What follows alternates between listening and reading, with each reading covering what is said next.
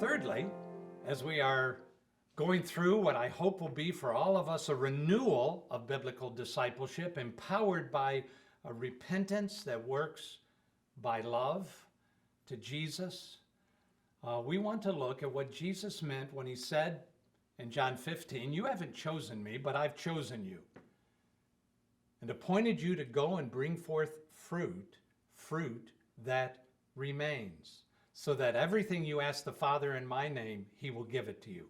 Fruit that remains. In 1999, there was a international consultation on discipleship. I deal with this in my book. I give the documents that they produced. John Stott and others called for global representation of people just about 15 years ago, because they saw a problem, a global problem among evangelical Christians, that we were growing in numbers, but not in character, in depth, in true disciples. So they had the International Consultation on Discipleship to deal with why is so much of the fruit of our evangelism not remaining. I deal with evangelism quite a bit in the book, how Jesus evangelized, how the first century disciples evangelized. I go all over the world as a missionary, as a trainer, in South Africa at Back to the Bible Training College. I follow up our graduates into their countries, and they understand how Jesus evangelized and the difference between, with every head bowed and every eye closed, someone please slip up a hand to follow Jesus. That form of evangelism, and the evangelism that boldly says to those that are coming to him, "If any man would come after me, he must deny himself, take up his cross daily, and follow me. For whoever saves his life will lose it. But whoever loses his life for me and the gospel will find it. For what does it profit a man if he gains the whole world but loses his own soul? Or what shall a man give in exchange for his soul?" Discipleship and losing and gaining your own soul go hand in hand. You see, Jesus has given us two ways to reach the world: preach the gospel, make disciples.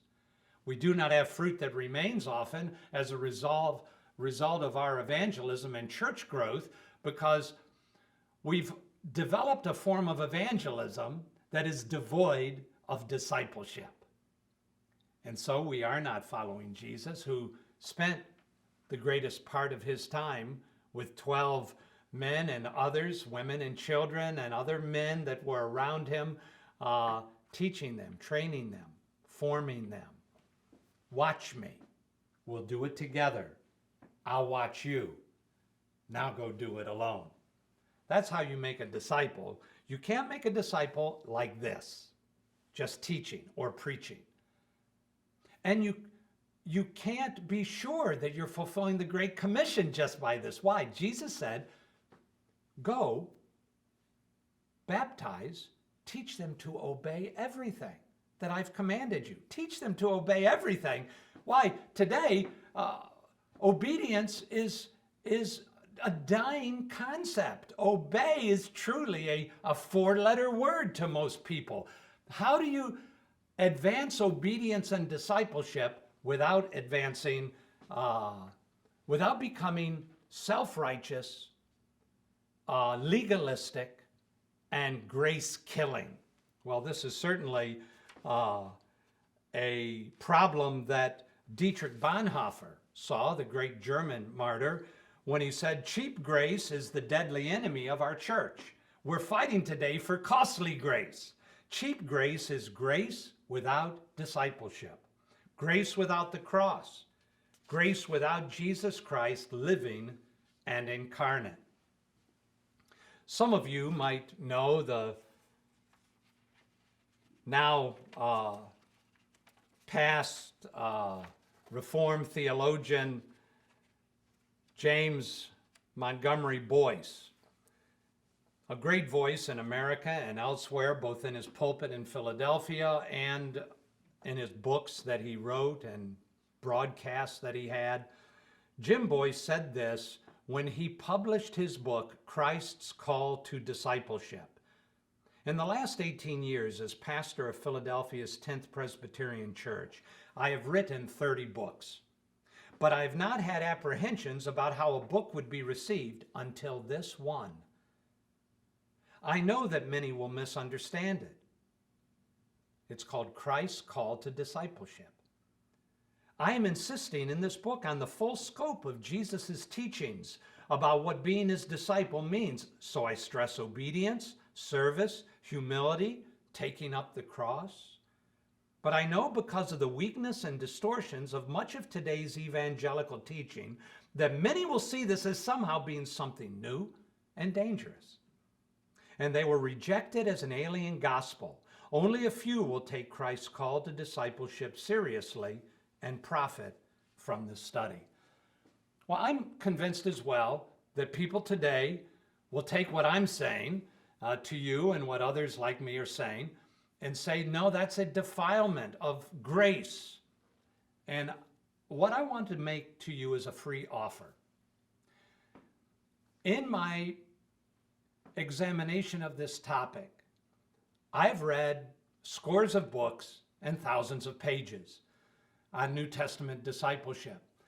From those books, I have taken a few quotes from each one of them, and I have then developed a document called Significant Quotes on New Testament Discipleship. I want to offer that document to you for free. It is significant. It is now over 160 pages of quotes, the best of the best of the many books that I've been able to read. They're great books. I want to inspire you, encourage you to get what you can and to get into this study, but I want to help you as well. You can email me at ed.gross@comcast.net and just ask for the quotes, and I'll know exactly what to send you. In order to have fruit that remains, there must then be obedience. At its basic level, faith believes. Faith acts. Faith without works is dead. Faith then has a response. This is why Jesus said, I am the bread of life. He that comes to me will never hunger. He that believes on me will never thirst. John 6:35. He that comes to me, discipleship. He that believes on me, that's faith. Faith and discipleship go hand in hand. So the call to follow me is a call to obey. And without obedience, there is no fruit that remains. You may have fruit like the fruit in the parable of the seed and the sower in Matthew 13, where some is sown in rocky soil, and because there isn't much root, it receives the word with joy, but then dies. Well, no one wants to become that kind of fruit that only has a momentary profession of faith. Yet our form of evangelism, that I was taught at least, and taught for so many years, was to pressurize people into a decision, into a prayer that even I was well-intentioned, I thought. I would even tell them what to pray if they didn't know the words to say themselves. In Matthew 13, we have those 4 types of soil, and 3 of them receive the word. But only one of them brings forth fruit that remains, and that is the will of God for you. So you should remember that follow me is a command that demands obedience. Listen to what Bonhoeffer says about this issue of obedience in his day. All along the line, we are trying to evade the obligation of single-minded literal obedience. How is such absurdity possible? What has happened that the word of Jesus can thus be degraded by this trifling and thus left open to the mockery of the world? When orders are issued in other spheres of life, there is no doubt whatever of their meaning. If a father sends his child to bed, the boy knows at once what he has to do. Bonhoeffer continues, but suppose the boy has picked up a smattering of pseudo-theology. In that case, the boy would argue more or less like this. Father tells me to go to bed, but he really means that I am tired. And he doesn't want me to be tired. Well, I can overcome my tiredness just as well if I go out and play.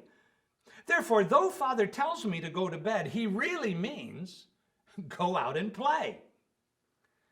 If a child tried such arguments on his father or a citizen on his government, they would both meet with a kind of language they could not fail to understand. In short, they would be punished. Bonhoeffer asks, are we to treat the commandments of Jesus differently from other orders and exchange single-minded obedience for downright disobedience?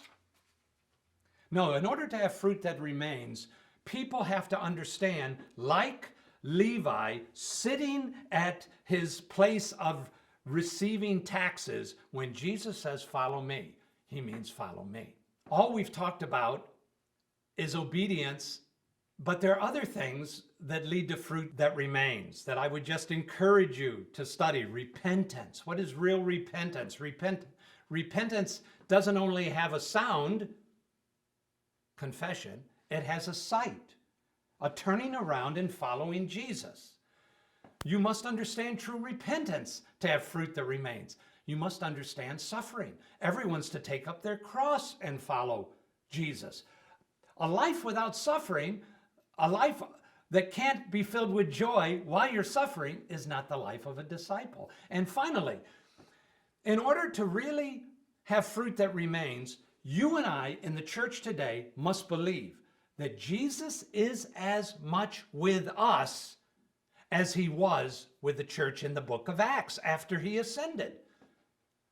I charge you, encourage you, implore you, read the book of Acts and see how often Jesus is present after his ascension in the lives of his followers, and begin to live in the presence of Jesus yourself.